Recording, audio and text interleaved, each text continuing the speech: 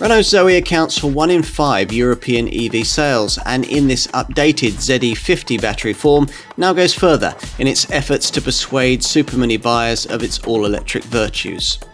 245 WLTP-rated miles to be exact. A more powerful 100 kilowatt R135 motor delivers stronger acceleration, plus there's a smarter look both for the exterior and the cabin. If you've always liked the thought of an all-electric supermini but needed more convincing to buy one, Renault hopes that what's on offer here will be enough to make you think again.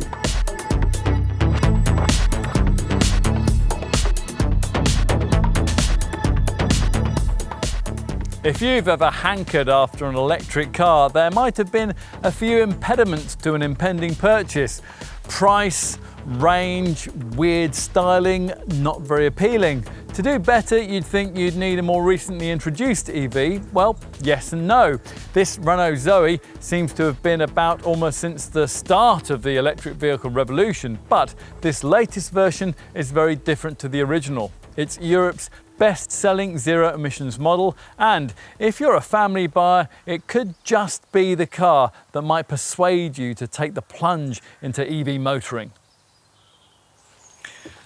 First, a bit of background. At the turn of the century, Renault bet all its chips on the battery-powered sector and made a €4 billion investment in new models to remarkably little effect. There was the crazy Twizy City Scoot, the boring mid-sized Fluence ZE, and also pricey ZE versions of the Kangoo and Master vans, all of which generated about as much popular interest as Brighton Beach on a wet weekend. The only Renault EV we thought showed some promise was this ZOE, a handsomely styled supermini launched in 2012. High pricing and a low driving range from the little 22 kilowatt-hour battery initially held the car back, but the French maker persevered, continually improving it as battery technology developed, all through a series of incremental updates. A more efficient R90 electric motor was introduced in 2015, a gutsier ZE40 battery arrived in 2016, and an even more powerful 80 kilowatt R110 electric motor arrived in 2018 to drive it. The biggest step in ZOE history so far, though, took place at the end of 2019 when a further upgraded 100 kilowatt R135 electric motor was mated to a new ZE50 battery rated at 52 kilowatt hours, one of the biggest outputs ever seen in a small EV. That was enough to enable the ZOE to go further between charges than any other properly supermini-sized electric model, a WLTP-rated range of up to 245 miles. That's almost 3 times as far as the original model. There's additionally now the option to charge the car quickly via a 50 kilowatt DC rapid charging point, plus Renault will throw in a free wall box for your garage, and there's an extra B gearbox setting to facilitate so-called one-pedal driving. As well as all that and tweaks to the exterior styling, there's also a completely redesigned cabin which has state-of-the-art infotainment and media connectivity. You can even now have a van version. In all then, it's a rejuvenated proposition. Which is timely given that EV segment sales tripled within a few months of this updated model's introduction. So much so that well over 100,000 ZOEs now pound European roads. But this Renault's market share is under threat from impressive, freshly launched supermini-sized EVs like the Peugeot E208 and the Vauxhall Corsa E, as well as trendy lifestyle-orientated compact EV models like the Honda E, the Mazda MX-30 and the Mini Electric. And this ZOE sells at prices that might also have you glancing at its Renault-Nissan Alliance cousins, Nissan's Leaf and Ariya models, as well as state-of-the-art compact EVs like the Hyundai Kona Electric, the Kia e-Niro, and various VW Group smaller EVs like the Volkswagen ID3 and the Skoda Enyaq. So where does all that leave the ZOE going forwards? Will the changes made here be sufficient to ensure continued European market leadership? Can it yet salvage Renault's huge investment gamble in the EV revolution? And is it really now good enough to convince someone in search of a conventional family runabout to abandon combustion power for good? All timely questions. Let's try to answer them.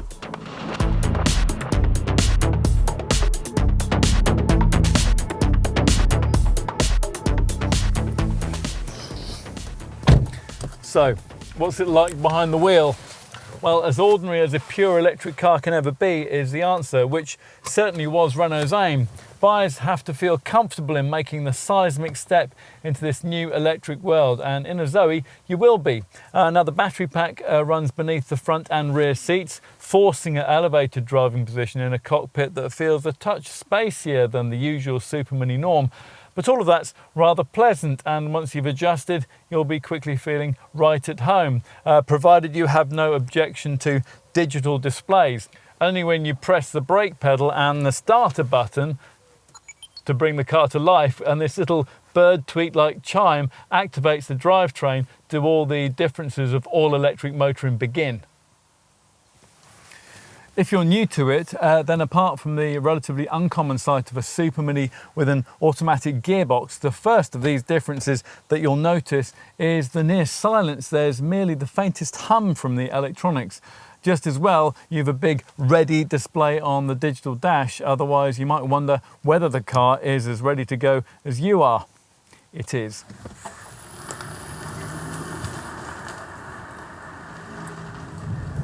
Plonk your foot on the loud pedal and you're propelled forward with the kind of urgency that usually characterises an EV, all the power plant's torque being delivered in one hit, rather than with the element of graduation that you get from even the most highly tuned combustion engines. A lot of this is down to the electric motor, which put out only 65 kilowatts in the original version of this car, but was updated to 80 kilowatts R110 guys in 2018, just after the original 22 kilowatt hour battery was upgraded to a bigger ZE40 40 kilowatt hour unit, borrowed from this car's close cousin, the Nissan Leaf. At the time of this test in mid-2020, that R110 motor was still available further down the range, generating 107 horsepower, but the ZE40 battery wasn't. It was replaced in this extensively updated model by a much bigger ZE50 52 kilowatt hour battery, intended to keep the driving range of this Zoe competitive with the rival PSA Group small EVs that Renault sees as this car's closest rivals, the Peugeot E208 and the Vauxhall Corsa E. That pair put out 135 horsepower, and in order to match that output in a Zoe, a further evolution of Renault's electric motor was required. Hence the way that upper spec versions of this improved ZE50 model are matched to the R135 100 kilowatt motor that we're trying here. Now, if you've tried an earlier version of this car, and it's quite possible given that it's been on sale for close to a decade, you should find that last update making quite a difference. This latest Zoe is the first car in the model line to be able to make 62 miles an hour in less than 10 seconds, 9.5 seconds to be exact. But of more relevance is the fact that the plumper 245 Nm torque figure means it can now hold its own in faster traffic in a way that previous versions really struggled to do. The 87 miles an hour top speed is inevitably a lot less impressive, but this Renault charges up towards it with a will, especially, as just mentioned, from very low speeds. 30 miles an hour from rest takes just 3.6 seconds. Inevitably, a cheaper variant of this model with the older 80 kilowatt R110 motor is quite a lot slower. The rest to 62 miles an hour sprint occupies 11.4 seconds en route to 84 miles an hour. We touched on driving range earlier. You're certainly going to want to know about that. This ZE50 model's new 52 kilowatt hour battery's great capacity has certainly improved things a lot here. Harnessing the charge power of 4,727 iPhones will do that for you. In fact, to go further between charges than the 245-mile WLTP-rated range that the French maker now quotes for this car, you'd need to switch out of this Renault's supermini segment into a slightly bigger and certainly much pricier family hatch-sized EV. And even then, you'd only beat this Zoe's range showing in the very priciest versions of cars like Nissan's Leaf, Volkswagen's ID3 and Kia's e-Niro. More directly comparable supermini EV models like Peugeot's E208 and Vauxhall's Corsa E, which use a battery of the same size, offer a range of up to 211 miles. Renault's greater experience in this segment is really telling here.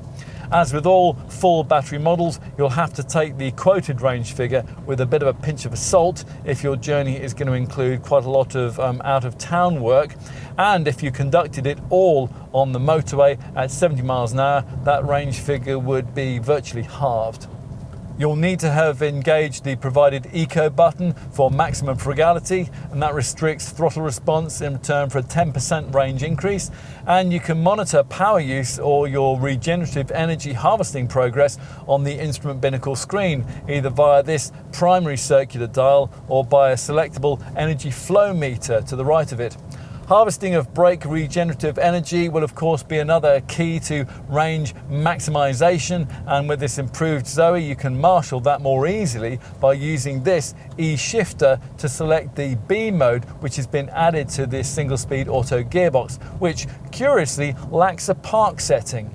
Unlike rivals, there's no option to vary levels of brake regeneration. Selecting B merely maximises it and enables the kind of one-pedal driving that the French brand's alliance partner Nissan likes to think it pioneered with the current version of the Leaf.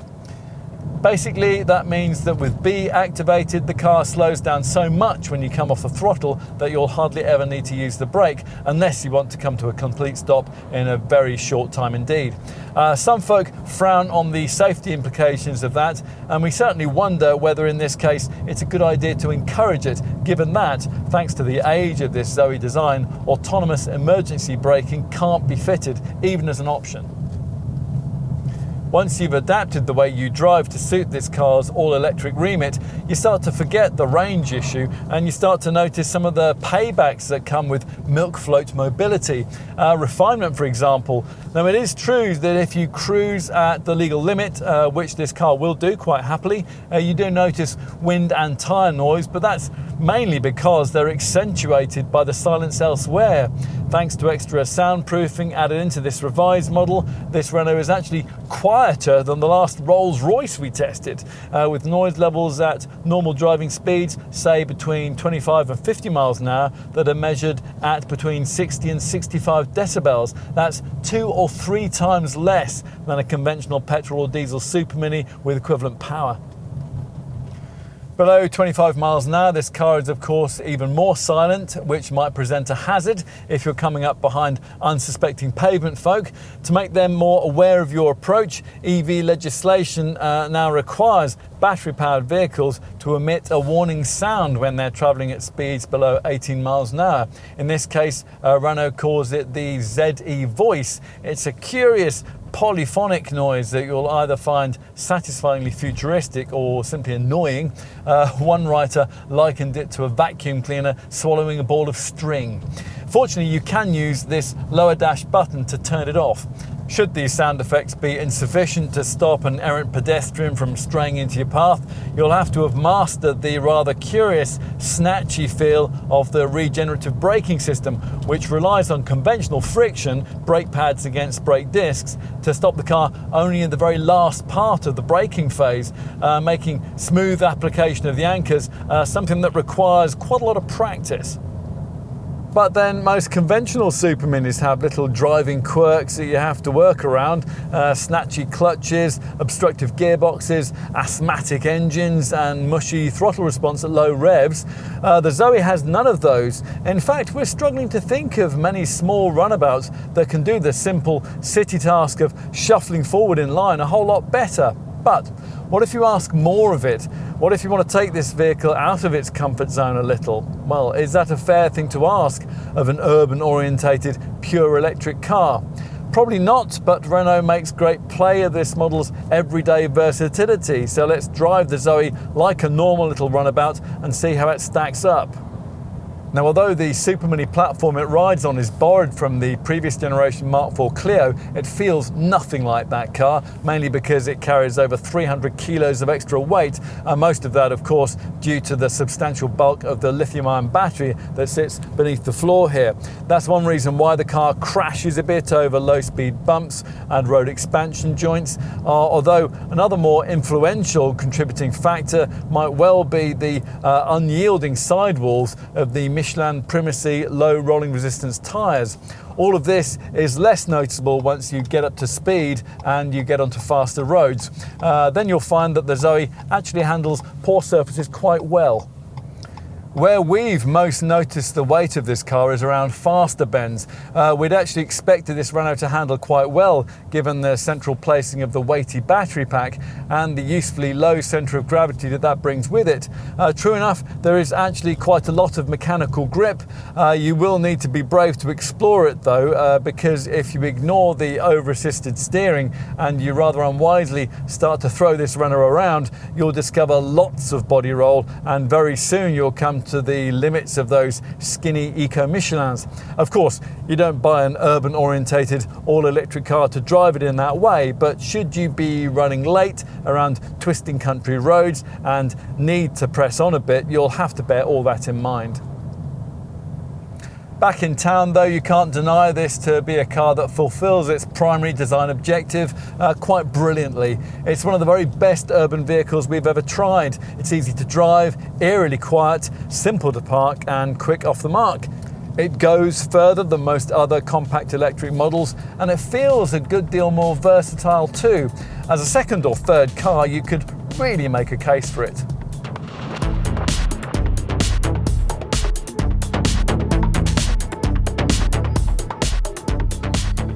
There's a balance needed with EV design. Choosing all-electric motoring is radical enough without having to be faced with wild and wacky styling that marks you out on the high street as an extravagant early adopter. But delivering something dull doesn't really fit with the whole future-orientated zero-emissions ethos.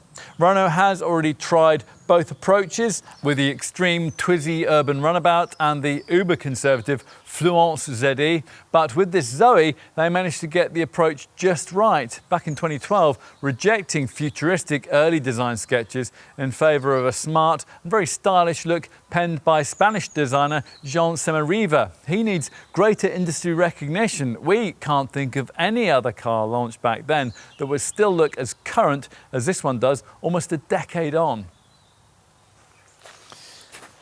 Outwardly, not much has changed with this ZE50 model over that original car. Not much needed to. We'd still argue that this is the prettiest thing the company makes. The differences here, such as they are, mainly feature at the front. Now, most noticeable, if you know that earlier model, will be the replacement of the original tick-shaped curved corner dimpled daytime running light creases in favour of these larger vents modelled on those used by the latest Clio. This lower grille that's also larger to better emphasise the width of the car, and with top GT line trim you get chrome stamping. And the headlamps there, freshly framed by Renault's signature C-shaped daytime running lights, and they now feature full LED beams offering 75% more light. The familiar big central Renault badge, which now gets a 3D finish, continues to double as a charging port, and it flips open to reveal both the Type 2 AC plug and, where fitted, the connector for this revised model's new 50 kilowatt DC fast charger. As with this model's conventional Clio counterpart, there's a wheel at each corner stance, and there's beautiful detailing, perhaps most notably these two upper swage lines, one which flows from the headlamp to the door mirror, and the other one which flows from the front door handle there back to the tail lamp.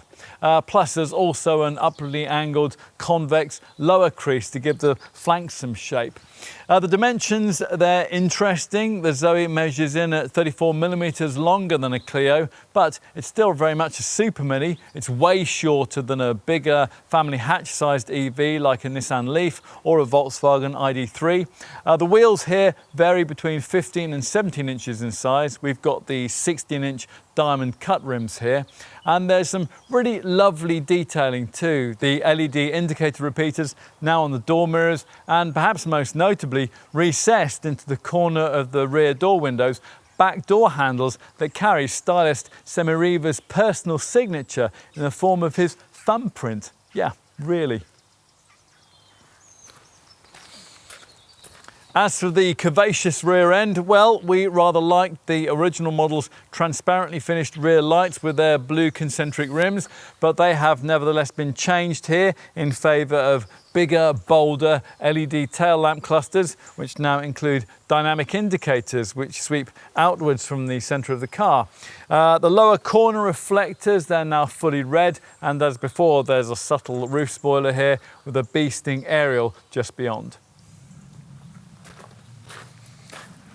So it looks the part outside. Let's activate this hands-free key card and check out what it's like indoors.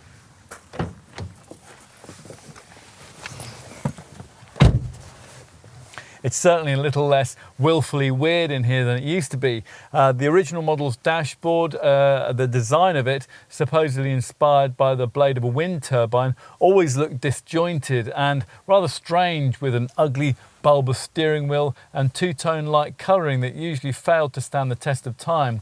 It certainly wasn't befitting a car of this price.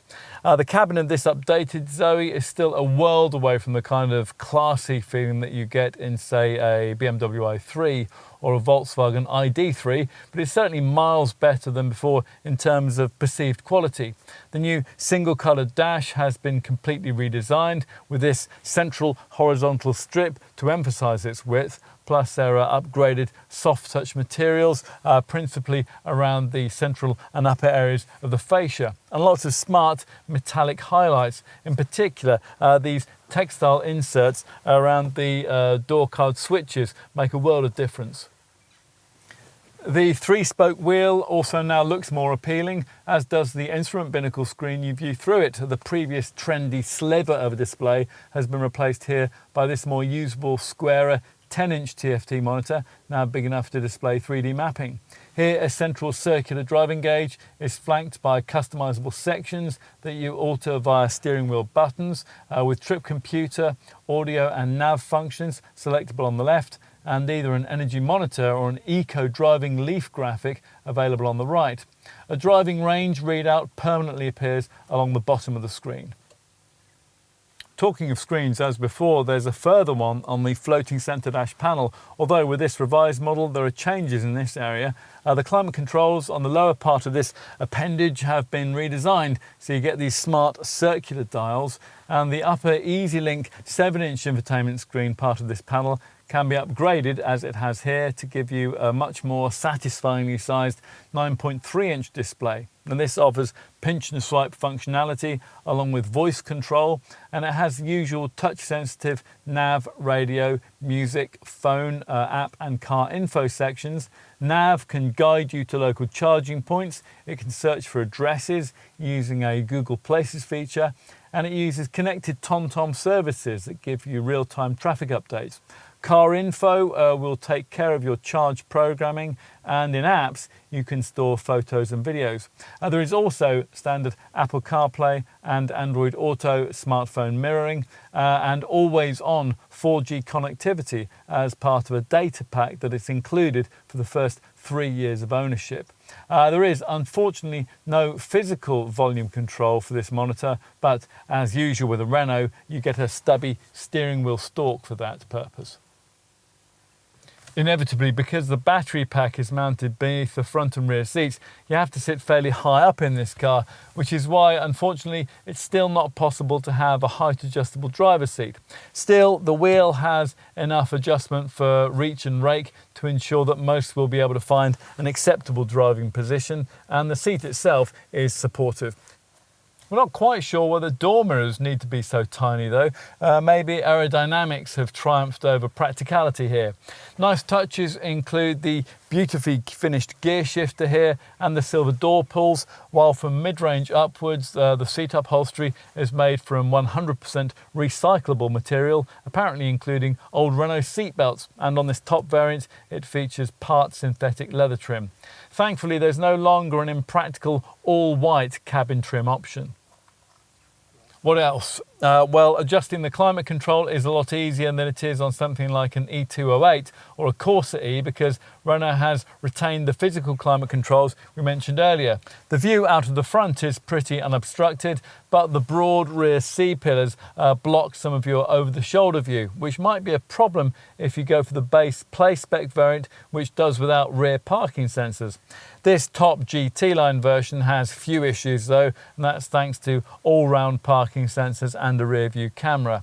As for cabin storage, well, the glove box is, as usual with a French hatch, halved in size by the vehicle's fuse box, but otherwise there is a reasonable amount of space for your odds and ends. There's a cubby with a non-slip mat that's right above the glove box there. There's a big well at the bottom of the centre stack with twin USB ports along with a 12-volt socket and an aux in point. You get decently sized door pockets, and there's a small pair of cup holders behind the electronic handbrake here. And on most models there's also a wireless charging mat just in front of it. Renault has forgotten to include an overhead sunglasses compartment, but there is also a ticket clip here in the driver's sun visor for your charging card.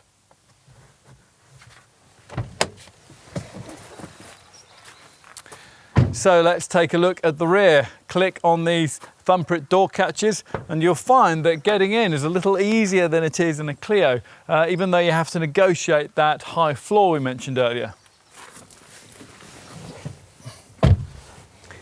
Once inside, you'll find more room than most Superminis can offer, and vastly more than you get in either an E208 or a Corsa E. It's a bit more spacious than it is in the back of a Clio too, even though this Zoe shares that car's same wheelbase length. Your knees will still be almost touching the front seat backs though. Obviously a slightly larger family hatch-shaped compact EV like a Nissan Leaf or a Volkswagen ID3 would give you slightly more space than this, but not much. By the standards of smaller supermini EV class electric vehicles, the Zoe does fare extremely well, and that's helped by the lack of any kind of central transmission tunnel. That means that the middle perch here is a much more viable place to be than is usual in this segment. Goes without saying that 3 children will be fine back here. Look up and you'll find that headroom's excellent too, at which point you might notice that the ceiling panel here has been imprinted with a circuit diagram to go with the whole electrified theme. Most models get 2 centrally mounted USB ports back here too. We're not so keen on the way that the rear head restraints dig uncomfortably into your shoulders until they're raised. And it does seem a bit mean not to include coat hooks on the grab handles here, and a seat back pocket on the driver's side seat back. The left hand seat back has this unusual side mounted pocket slit. The doors do have decently sized pockets and recessed handle trays.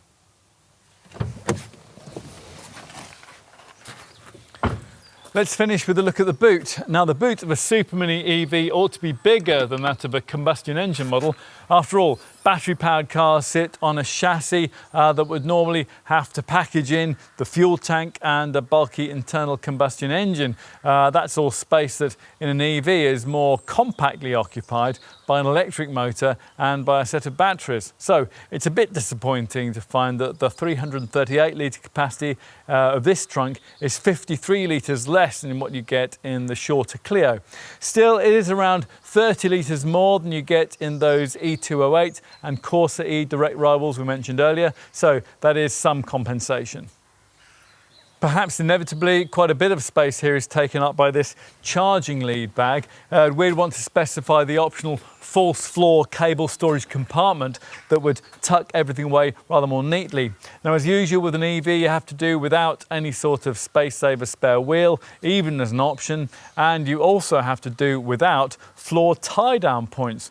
You'd think an electric vehicle, though, would have a 12-volt socket back here, and it is disappointing too that with base play spec, you don't even get something as basic as a split folding rear bench. You have to stretch to a plusher variant like this one to get one of those. Folding this bench reveals a huge step up from the boot floor to the folded seat level. We can't see any reason why a car of this kind couldn't be fitted with an adjustable height boot floor that would alleviate that. With everything folded like this, there's 1,225 litres of capacity to play with. That's actually 156 litres more than you get in the Clio.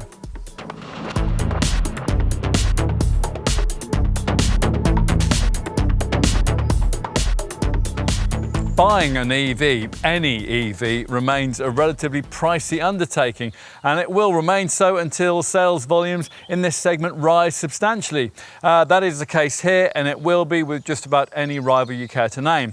Now, the good news in this case, though, is that it's no longer so damn complicated to buy a Zoe.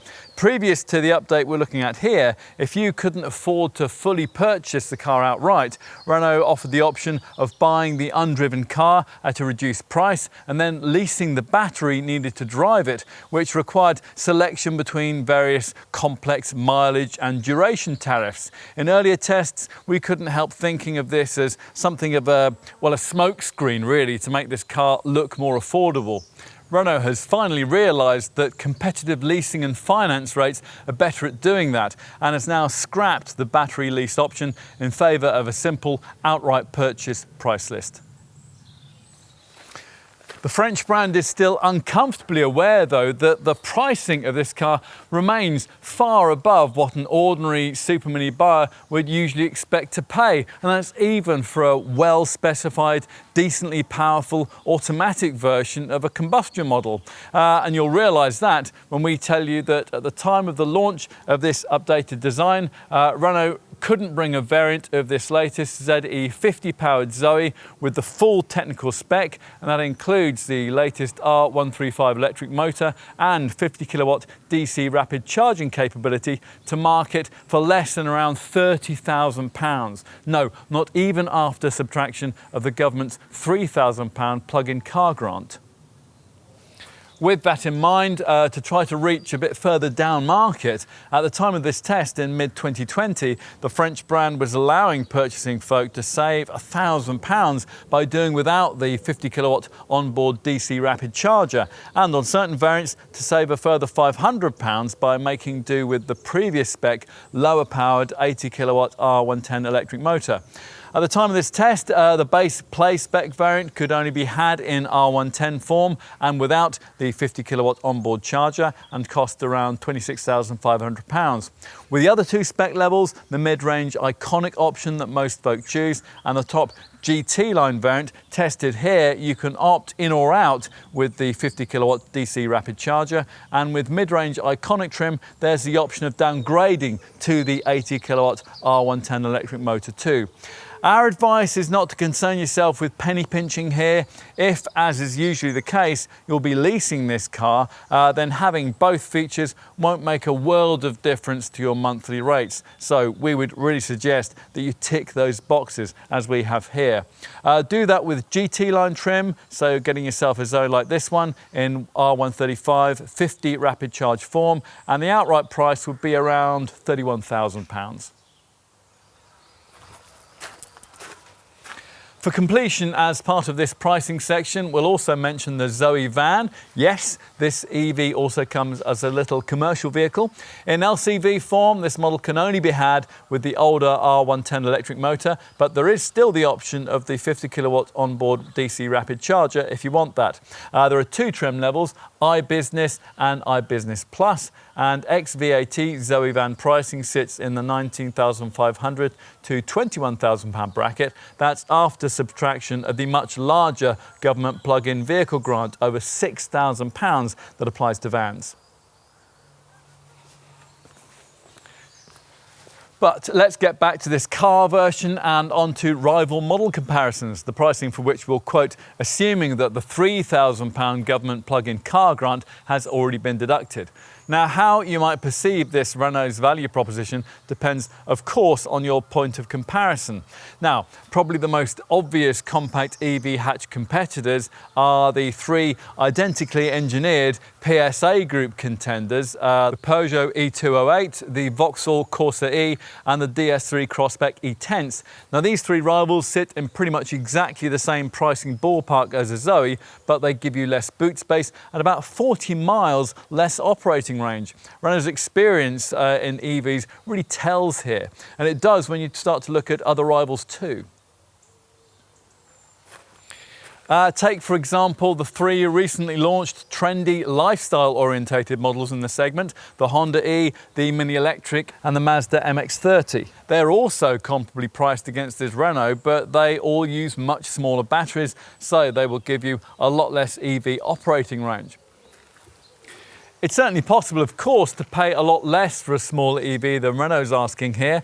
Around 19 to 21,000 will get you EV models from the smaller city car sector, cars like the Smart EQ44, the Volkswagen E-Up and the Seat Mi Electric. But with those, you'd have to accept a lot less interior space and a much lower operating range.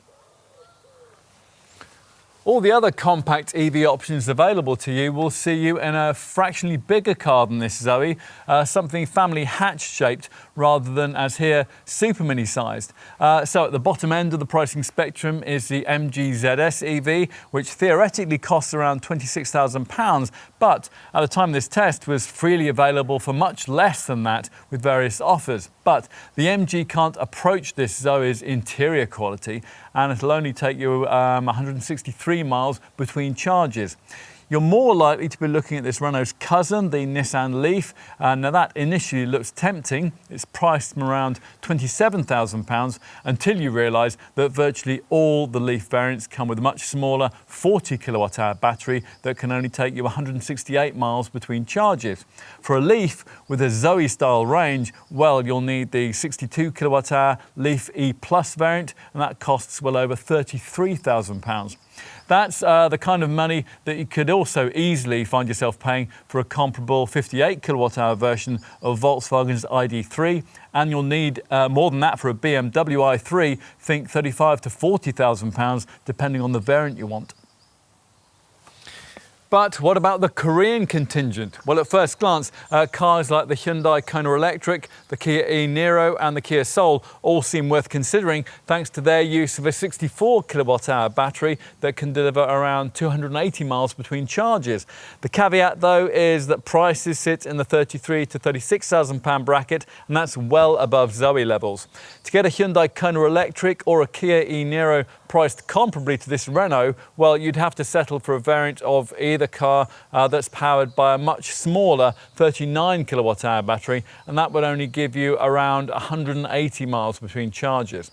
The same issue also applies to the Hyundai Ioniq Electric, which also uses a 39 kilowatt-hour battery. Enough. We've done the model comparison so that you don't have to. Having considered all that, it's really easy to see why this Zoe remains a European bestseller, particularly as Renault has been pretty generous with the standard specification, and that's something that we're going to look at in rather more detail now. Now, all models get the brand's latest RE50 battery with 52 kilowatt hours, and all the key electric drive elements come fitted, of course, throughout the range, including the single-speed auto transmission with its E-shifter gear selector and its regenerative braking-rich B mode. Plus, there's an eco meter which restricts throttle travel and climate output, and that helps you to maximise range. And a ZE voice pedestrian warning alarm which will warn unwary pavement folk of your approach at low speeds. Renault also supplies its patented chameleon charger for charging between 3 kilowatts and 20 kilowatts, along with the usual Type 2 charging cable. Plus, the brand will also throw in a free 7 kilowatt home wall box. As with all EVs, you get an app to manage your charging regime. In this case, the services section of the My Renault app, which gives you battery charging status, charge scheduling and climate preconditioning features. It can also help you to find the car if you've gone and forgotten where you parked it, and it'll allow you to locate local charging stations nearby or at a set destination. Beyond that, the kit level is of course down to the trim level that you choose. Now with base play spec, which as we mentioned earlier, only comes with the older, lower powered 80 kilowatt R110 electric motor, you get full LED headlamps with a C-shaped daytime running light signature, plus front fog lights, auto headlamps and wipers, and 15-inch wheels in a flex design. Inside the Play version, there's a customizable 10-inch instrument binnacle display screen and a further 7-inch center dash infotainment touchscreen. Now that has Renault's Easy Link radio setup, plus Apple CarPlay and Android Auto smartphone mirroring. At this level in the range too, you also get a hands-free key card, cruise control with a speed limiter, air conditioning and heated powered mirrors. Most ZOE customers want more though, and they will push up the range at least as far as mid-level iconic trim, if only to get the opportunity of paying extra for the higher powered 100 kilowatt R135 electric motor and the 50 kilowatt onboard DC rapid charger. An iconic spec model is recognisable by its 16-inch alloy wheels and body-coloured door mirrors. Inside there's a slightly smarter feel, and that's thanks to upgraded upholstery, which is 100% recycled, and a synthetic leather covering for the steering wheel. In any EV, you ideally really need navigation, and at iconic level, you get it on the 7-inch center dash touchscreen, and that's together with a Google search setup, live traffic info, and weather reports too. This system also includes an upgraded 6-speaker DAB stereo and a couple of extra USB sockets for rear seat folk, and they can position themselves on a split folding rear bench. Iconic trim also gives you climate control, a wireless smartphone charger, also rear electric windows, rear parking sensors, overspeed protection, an automatic high and low beam system for the headlights, and a suite of camera-driven safety features that we'll cover off in just a moment. Ideally though, you'd want to stretch to the top GT line variant we're trying here, recognisable by its chrome stamped grille, 16-inch diamond cut alloy wheels and tinting for the rear windows and the rear screen. Other GT line features include a larger 9.3-inch portrait style centre dash touchscreen, part synthetic leather upholstery, a rear view reversing camera, power folding mirrors, front parking sensors and an auto dimming rear view mirror.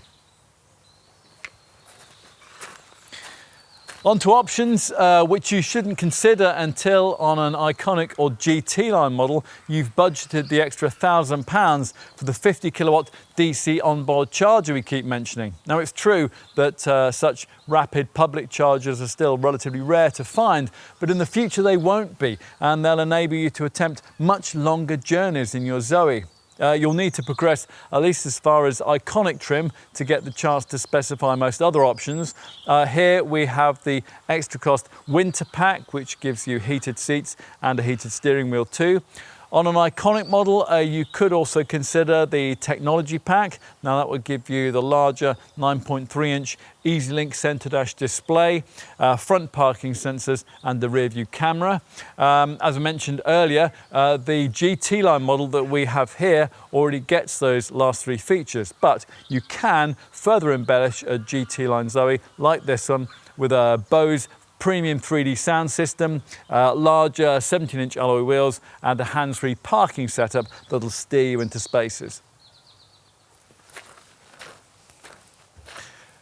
Whatever ZOE model you choose, you'll almost certainly be paying your Renault dealer more for your choice of paint colour, because solid glacier white is the only shade that comes free of charge. There is a selection between a palette of metallic colours or various pricier Renault ID shades like the Celadon blue finish that we have here. That's one of three freshly added paint finishes. The other two are flame red and quartz white. You can also add a shark fin antenna for the roof, illuminated door sills, premium floor mats and an armrest too. As for practical extras, well, there's a boot sill protector, a boot liner, a false floor cable storage compartment, also for the boot. There are bodywork protection films and there's a Kenwood dash cam.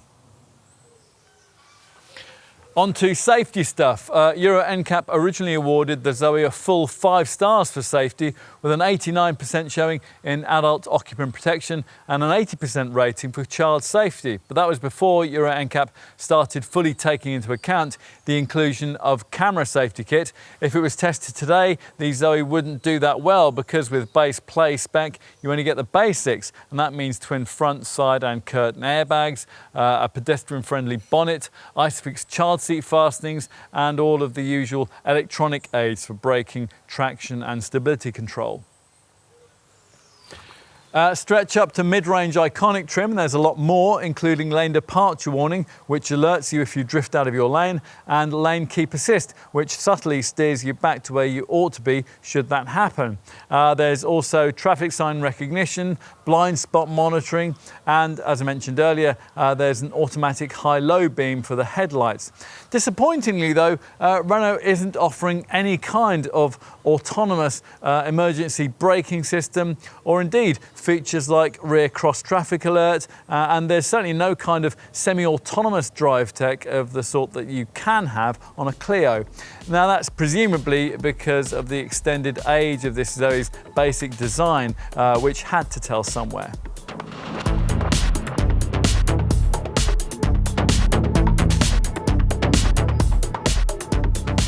We've long said in these films that EV sales would only start to really get going once the driving range of affordable contenders had become long enough for a full battery-powered model to make sense as an only car.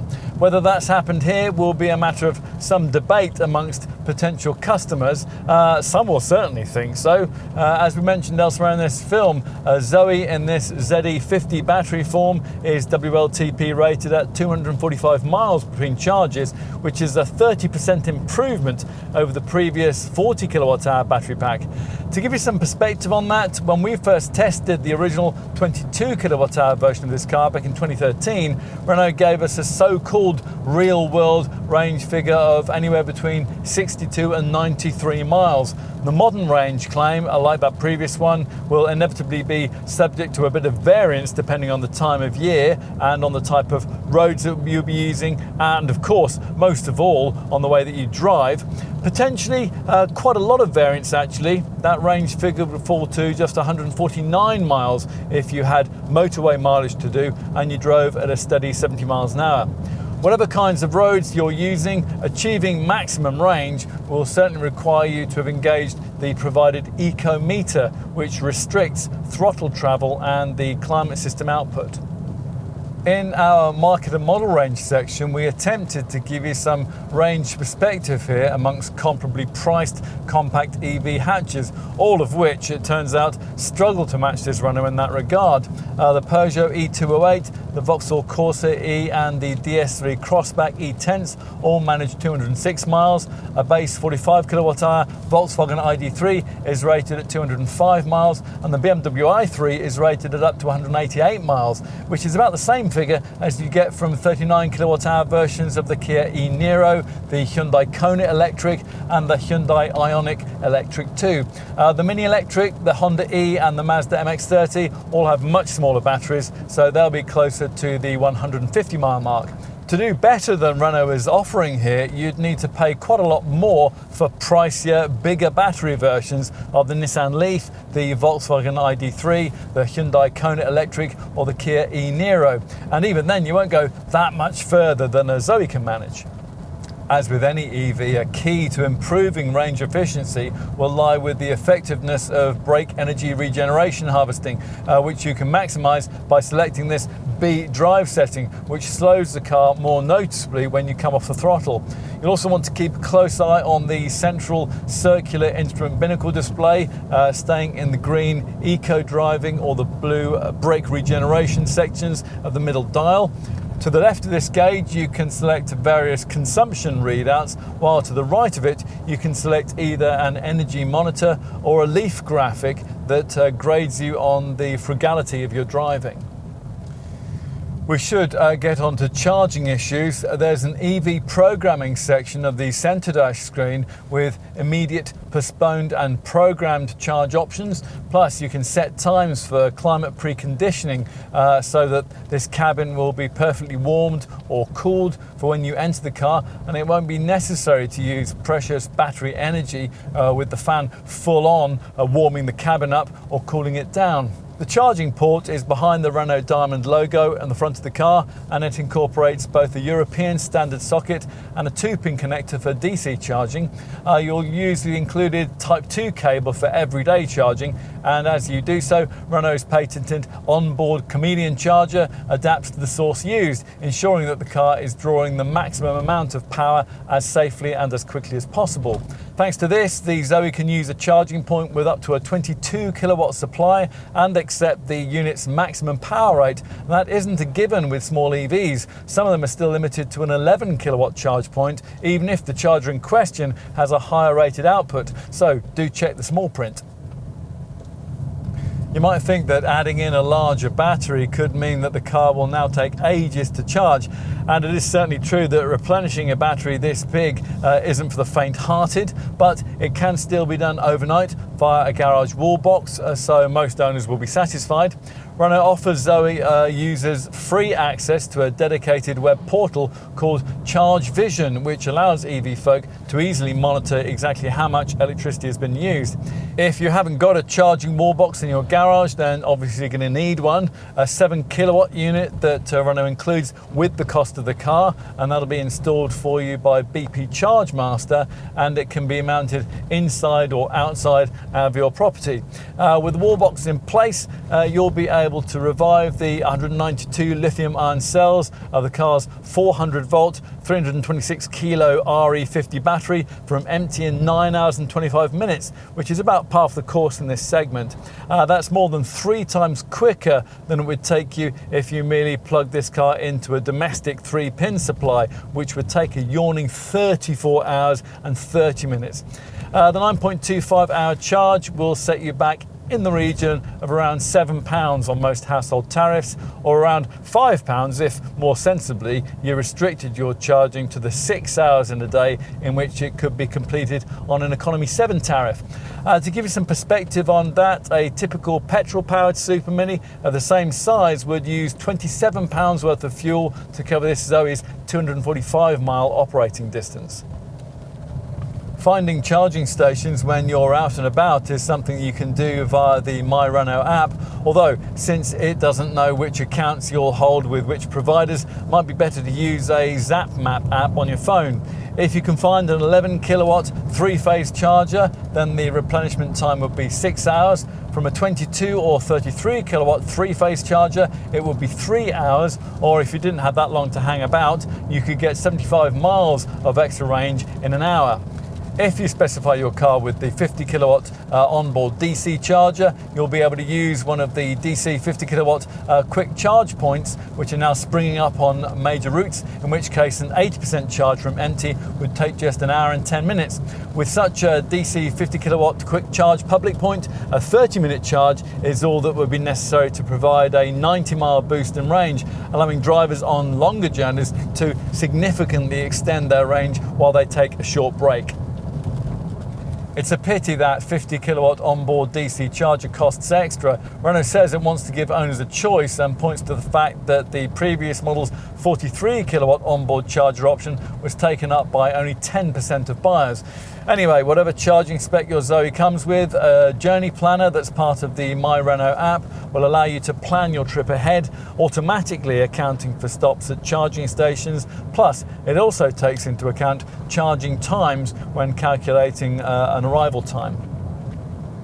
What else might you need to know? Well, as a Zoe owner, you'll be exempt from the London congestion charge. That's usually £11.50 a day. And the ultra low emission zone charge, an additional £12.50 a day. New Zoe owners don't pay any VED road tax either. For company car users, electric vehicles offer potentially huge tax savings as they incur zero benefit-in-kind taxation in year 1 of ownership, then just 1% and 2% of the car's P11D value, respectively, in the following 2 years after. And compare that to a 22% BIK exposure for a diesel car emitting 100 grams per kilometre of CO2 or just over.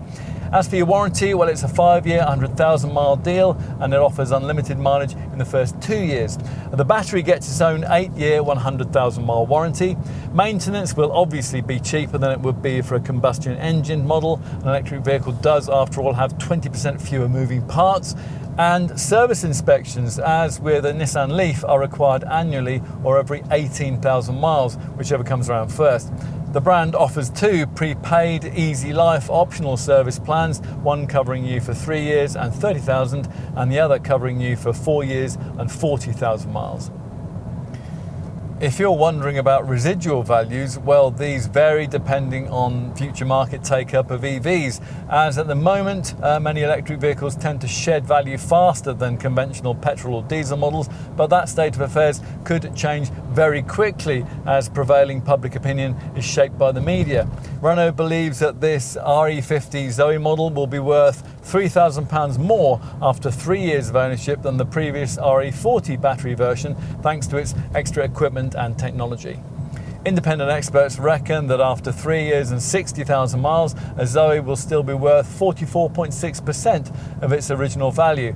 To give you some market perspective, the equivalent figure for a Kia e-Niro, for example, would be 43%. Insurance is a bit higher than it would be for a conventional combustion engine supermini. It starts at Group 18 for the base play spec variant. For an R110 iconic model, it'll be Group 19, while all the R135 variants, including all GT line derivatives, are all rated at Group 22. And what about the green issues? Well, some in the green lobby get very angry about the whole pure electric car zero emissions ethos. They reckon that that ignores the well-to-wheel demands of supplying the electricity that powers cars of this kind. Well, we'd respond by pointing out that these people usually completely overlook the fact that CO2 figures for conventional cars fail to take into account the logistical cost of getting the fuel to the pump. Still, if you are one of those enviro-conscious folk, will tell you that using a well-to-wheels calculation based on typical use of the UK energy grid, the burden of filling your batteries in this car will result in a theoretical 60 grams per kilometre of CO2 being released into the atmosphere. That's certainly good, but it's some way from being completely green. Which is also a comment that you could apply to electric vehicle engineering as a whole. Lithium-ion batteries aren't currently recyclable in the way that the fuel cells used in hydrogen-powered vehicles are. Currently, when EV vehicles are reaching the ends of their lives, the batteries are being reused as electricity storage buffers. After that, though, they can't simply be scrapped because lithium ion has explosive elements. So until technology comes up with a proper eco-friendly recycling solution, which is either imminent or a long way off, depending on who you listen to, these batteries are simply being buried in landfills, which is hardly sustainable in the long term for humankind, but then nor is the pollution caused by combustion power. If you see the EV solution as the lesser of the two evils and your purchase of a battery power model has to be contained within a reasonable budget, we think that this one has quite a call on your attention.